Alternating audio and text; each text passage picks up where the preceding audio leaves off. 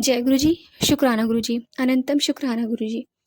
संगत जी, आज मैंने एक आंटी का सत्संग सुना और उन्होंने अपने सत्संग में बताया कि एक बार वो गुरु जी के दरबार में जाती हैं। वो अपनी सिस्टर के थ्रू जुड़ती है और गुरु जी के दरबार में जब जाती हैं तो वो कहते हैं देखो वहाँ गुरु जी जा रहे हैं, मगर उन्हें गुरु जी का चेहरा नहीं दिखता।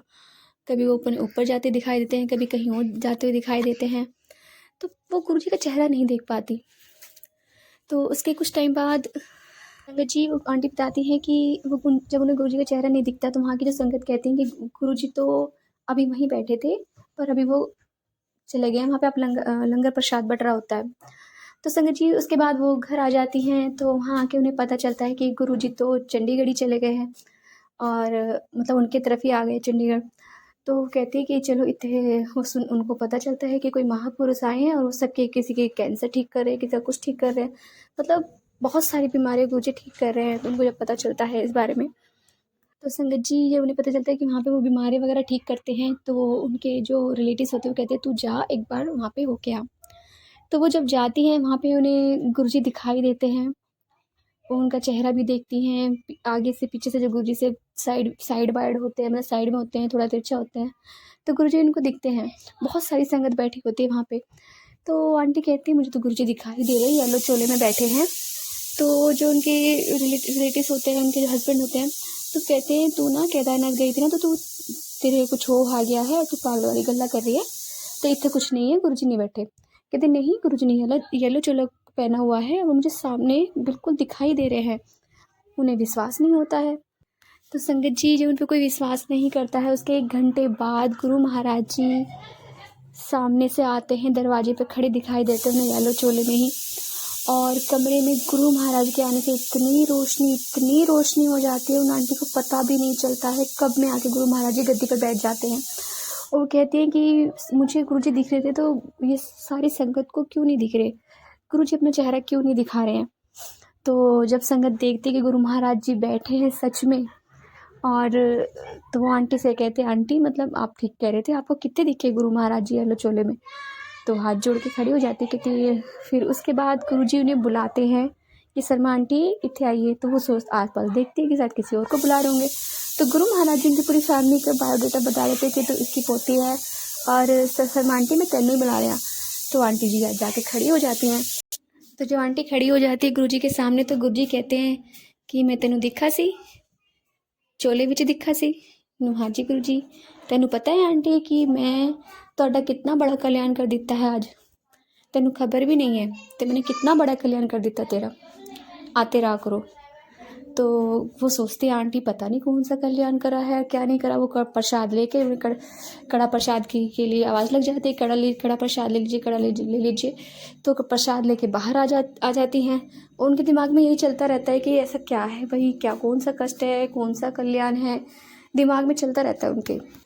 तो संगत जी गुरु महाराज जी हमेशा अपने बच्चों को, आंटी बताती हैं कि वो हमेशा चाय प्रसाद, कड़ा प्रसाद और लंगर प्रसाद खिलाते थे और किसी किसी संगत को जाने के लिए बोल दिया करते थे और किसी संगत को अपने पास ही बैठा लिया करते थे। और उनका इस तरह से जर्नी स्टार्ट हो जाती है, हर रोज़ उनका आना जाना शुरू हो जाता है गुरु जी के दरबार में।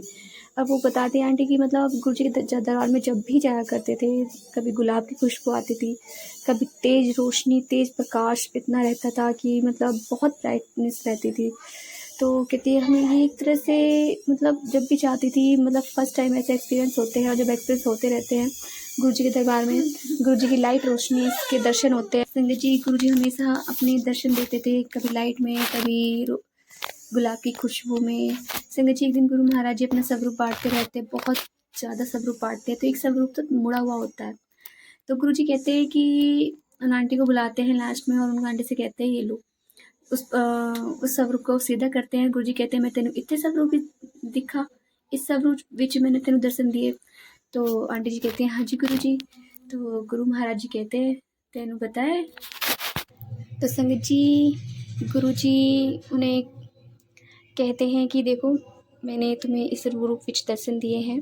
और संगत जी उसके बाद एक वो जब दोबारा गुरु जी के दरबार में जाती हैं, तो गुरु महाराज जी स्वरूप बांट रहे होते हैं। तो जब स्वरूप बांट रहे होते हैं उस टाइम पे गुरु महाराज जी उन्हें वो जो मैंने अभी आपको बताया कि संगत जी वो जो मुड़ा हुआ स्वरूप होता है तो उसको गुरुजी महाराज जी सीधा करके उन्हें देते हैं आंटी को।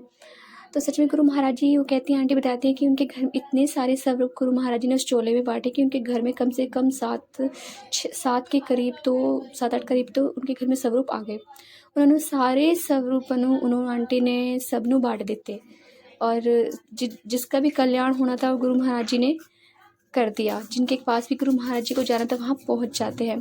तो समझिए एक बार वो स्कूल में बैठी होती है, टीचर होती है वो, तो स्कूल में बैठी हुई सोच रहती है, बहुत मायूस होती है। तो जो उनकी प्रिंसिपल होती है तो वो आंटी उनको कहती है कि उन टीचर को बुला के कहती है कि जो तुम्हारी गुरु हैं कि वो मेरा क्या ब्रेन ट्यूमर भी ठीक कर सकते हैं।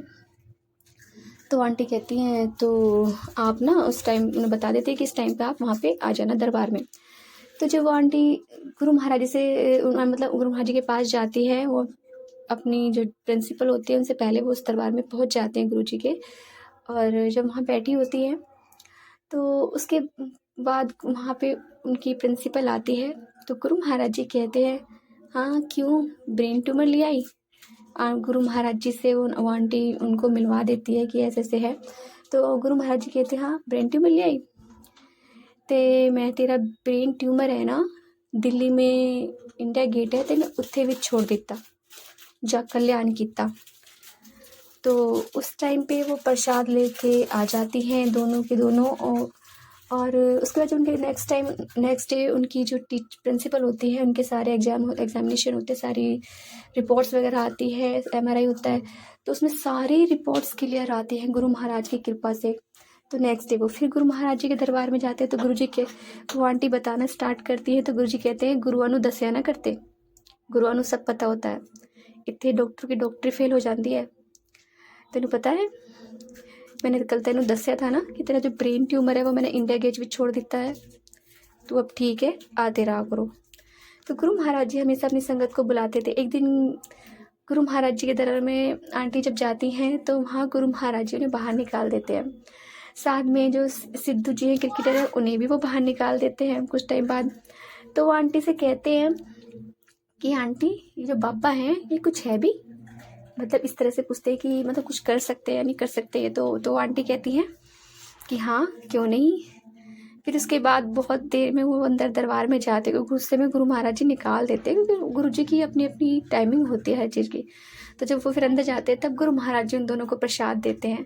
तो संगत जी गुरु महाराज जी ऐसे ही अपनी संगतों का कल्याण करते हैं, गुरु जी की अपनी प्लानिंग होती है।